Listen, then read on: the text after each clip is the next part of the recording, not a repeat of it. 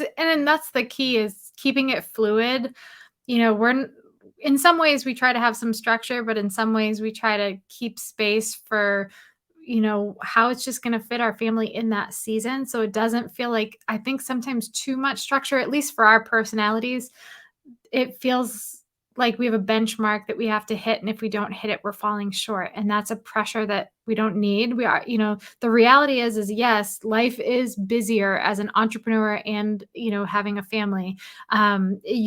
You take on a lot of stress. We don't get to mentally clock out at 5 p.m. Sometimes our weekend, like work does bleed into the weekend, or there's travel or unusual schedules or unusual seasons where it's really busy, or maybe seasons where we get to take big chunks of time off. But that's kind of the magic of it, is including the kids in that conversation and setting that stage and talking about, hey, maybe some of these things are not available to us like some of your friends, but at the same rate, these are the things that are, this is the spectrum of possibility, because we have chosen this path, because we have chosen something that might be untraditional.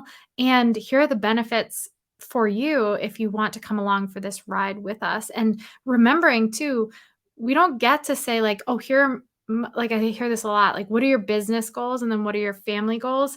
But Mm-hmm. what happens when your business goals might not align with your family goals? Well, that's where I think it's that concept of dropping the big rocks in first and then pouring the sand. To me, the family has to be the big rocks.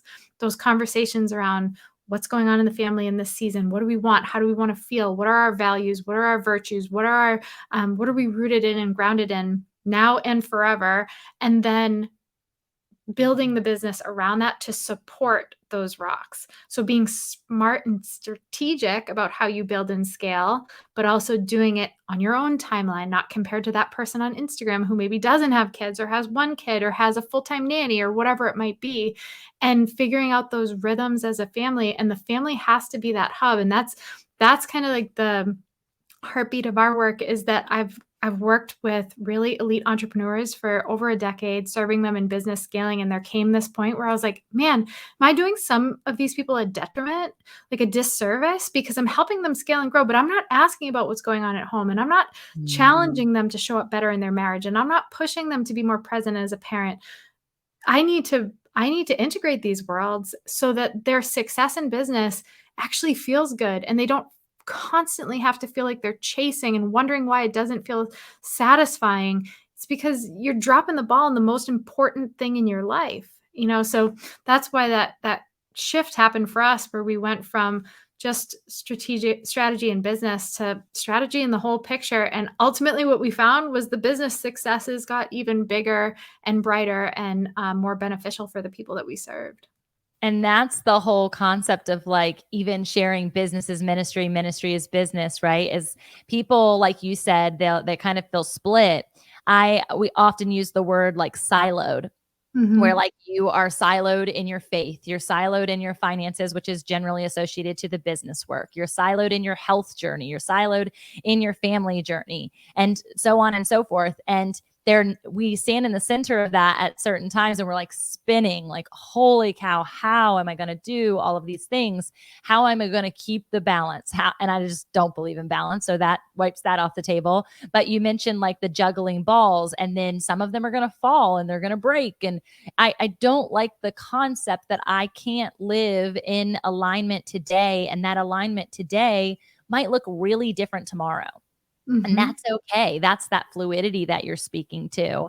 I'm curious, when you evolved, because I don't like to say pivoted, because if a pivot is like you're going the wrong way, you're going a different way, but you evolved into this genre of coaching and having this lens of leadership and having this lens of parent and family integration. How did your clients handle it? Was it an overnight thing? Was it like slow and steady that you were having these revelations? And is leadership Luminary, which we'll talk about here in a minute, is that connected to, or I said it wrong, the Luminary Leadership Co, but you have like coaching and program and things like that. Was that, how'd that work? That's a good question. So now you're having me reflect a little bit, which I like. Yes. It wasn't an overnight thing. It's funny, probably like 4 years ago, I was sitting and I was working at my desk, and I had a notebook that only had maybe 5 pages left in it. And it was like God spoke super clearly to me, and I wasn't even thinking. I wasn't conscious of what I was writing, and I just started writing. And it was this whole premise of how this evolution would take place. And I was probably making this face as I'm writing, like, where is he going with this? Like, this is not even what I do. I love marketing. I'm obsessed with, like, I can help someone scale from 100,000 to 2 million. Like, that's my jam. That's what I'm good at. That's what I love. So all this talk about, and family has always been at the center of my life, but I was a little siloed. I was thinking of, like, yeah, I honor family over here, but in business, this is what I do. So I had that download, and then I closed the notebook, put it in a drawer for 2 years, and I was just Wow. it I'm telling you, that freaking thing talked at me for 2 years from the drawer, and I was like, "Just shut it. I've got work to do. I've got clients Oh, to take care of. I have masterminds. Like, this just isn't in my cards right now." And then you know how it goes, the chirping becomes a lot louder.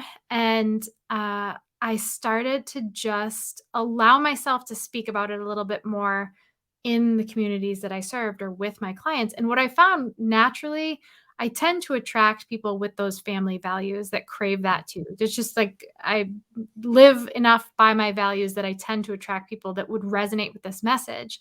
So when I started to pull back the curtain and speak a little bit more to that. So we weren't just talking about their profit plan for the upcoming year. It was their profit plan in alignment with the season they're choosing to be in with their family. How does that work? Or is this in alignment or is it out? Like, you're talking about making speaking your primary gig. Well, you're going to be gone every week. Like, is that really so the light bulbs started to go off, and many times the waterworks would start because it yeah. was just this permission to allow those worlds to come together into one. So it was an evolution. I still have very powerful business focused programs, but now I'm not shy at all about bringing the challenge to these leaders and saying, hey, this is who you said you wanted to be as a mother or a father. Would this over here in the business realm, would this tee it up or take you off track to it? So it allows them to really create their own roadmap and timelines to things. It's not a cookie cutter process. And I've found that many of them have a lot more clarity in business too. It's like, man, this is what I'm called to. And their values at home mirror their values in their business. They don't have a set of values for their kids and then a set of values for their team. It's the same thing because they're the common thread between the two worlds. So it should be the same. So, and we have determined too that really crystallizing your family mission allows you to get stronger in your business mission. Now, those don't have to be perfectly mirrored, but the business mission should support the family mission. And we found that bringing this in, it really, I don't know, it brought our tribe even closer together because it was like I was almost keeping this major part of what was on their heart and what they were thinking separate when it was what they wanted most. It's what they really needed. They were desperate and thirsty for it. So now, and now we're starting to develop more things. We have actual programs and events where we bring in entrepreneurs and their kids, or we have supplemental curriculum for raising leaders in a crazy world and things like that, raising entrepreneurial spirited kids. And so we're developing, we kind of have leadership as the umbrella that everything falls under, because we still believe that in home and in business, that's who you need to be. You need to tap into who God's calling to be as a leader. But then we have things supporting the different benchmarks of life and what they might need in that process.